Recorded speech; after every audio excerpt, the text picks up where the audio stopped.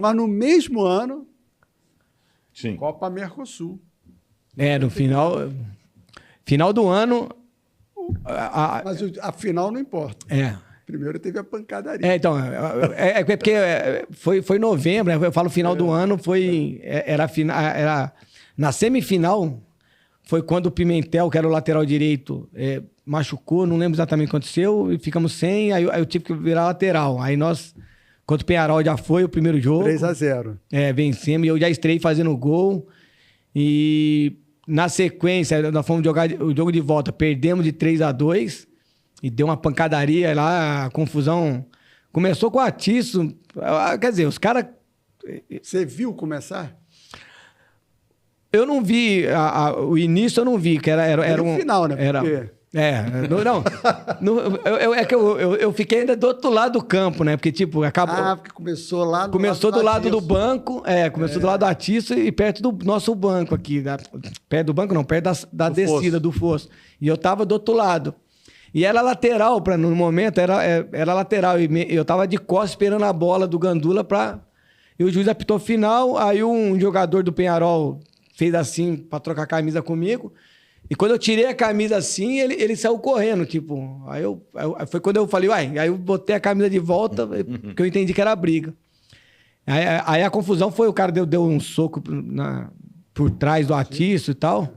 Mas assim, durante o jogo, tava vendo na clara que tinha uma tendência de terminar mal, porque os caras provocaram do início ao fim, querendo tirar do sério, e como perderam, os caras foram para... Pode ver, os uruguaios normalmente terminam em briga, vários jogos do Uruguai, né? Eu falo assim, eu já falei isso algumas vezes.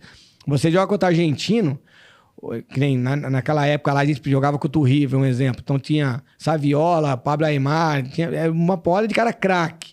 Só que eles são, né? Pegam, né? Vaselina. Duro, né? Não, jogam duro, mas eles não jogam duro no ponto de... no ouvido. Eles não jogam de uma maneira que é pra terminar em soco. Eles jogam de uma maneira pra te tirar do sério. Mas não é pra terminar em soco. Provocador. O Uruguai, não. O Uruguai, parece que eles querem terminar em soco também. Eu atravessei o campo, né? No primeiro momento eu saí correndo pra briga. Aí quando eu tô... Não, você foi pra brigar? Não, no primeiro momento você... história é que... Não, no primeiro momento você reage pra estar junto com todo mundo. Mas como ficou atrás, a galera do Flamengo aqui e os jogadores aqui e eu atrás deles. Eu fiquei pra trás. Depois da fronteira. Depois da fronteira.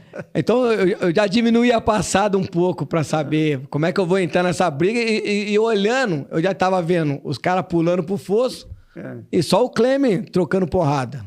Só que o Clemen... Batia muito, né? Eu tava, tipo assim, uns 6 metros das costas. Só que os caras não me viram, porque os caras estavam todo mundo de costas querendo, brigando, e eu atrás dele. Só você, no caso. Era pra ter sido o reforço que vem por trás, né? Mas aí a preocupação, eu falei, e agora? Bom, e aí? Aí quando o Clemen, a terceira vez que o Clemen levantou lá, trocando porrada e pulou pro fosso, os caras se fecharam dentro do fosso. Aí eu diminuí a passada. Aí quando deu aquela acalmada, eu fui... Eles não me viram. Aí quando deu aquela acalmada um pouco, porque eles estavam atacando pedra, essas coisas. Quando deu aquela acalmada, eu passei meio despercebido e pulei. Mas mesmo assim, ainda teve... De camisa ainda. Uniformizado, normal. Aí eu... O Carlinhos também não... Ficou sozinho, então? Fiquei sozinho. Todo mundo, só ficou você. Do outro lado... o Carlinhos, o doutor, tal, ficou ali, Mas quando eu pulei, ainda teve um corno ainda que soltou um chute e me acertou a costela ainda. Eita. Mas não pegou em cheio, não, mas doeu. Mas não participei da briga. Você conseguiu descer, não, porque teve gente que caiu pela escada, né? Não, eu pulei também. Tipo, eu cheguei na beiradinha, eu consegui pular consciente que eu tô pulando. Teve gente que veio correndo e se jogou de qualquer jeito, porque eles estavam no momento que tava muita gente. Mas foi covardia. Tinha muito mais gente amarelo do que vermelho e preto. Então, tipo assim, se você tá numa briga de campo, você parte do princípio que antigamente era 11 jogando e 18. 6 na linha, 6 no banco. Então, teoricamente era para ter 18 contra 18 ali. E você olhava, cara, eu lembro de olhar assim, era um paredão de amarelo. Eu falava, vai, cadê a galera? Mas... Onde brotou toda a gente. Não que se eu tivesse entrado ia ajudar muito então, também. Diziam que você era faixa preta, é verdade? Não, faixa marrom de judô. Mas era mesmo? Não, sou. Eu fiz judô. Eu fiz judô sério. Eu fiz judô de 7 aos... Quando eu entrei na semana que eu fiz teste no Bragantino, eu fiz teste pro Projeto Futuro, que tinha lá no Ibirapuera, em São Paulo, que era de judô, que era uma academia muito forte. Na mesma semana que eu fiz teste de futebol, eu levava a sério o judô também, mas... Isso daí, a galera sabe disso daí porque... Você devia viver falando essa história. Não, não foi.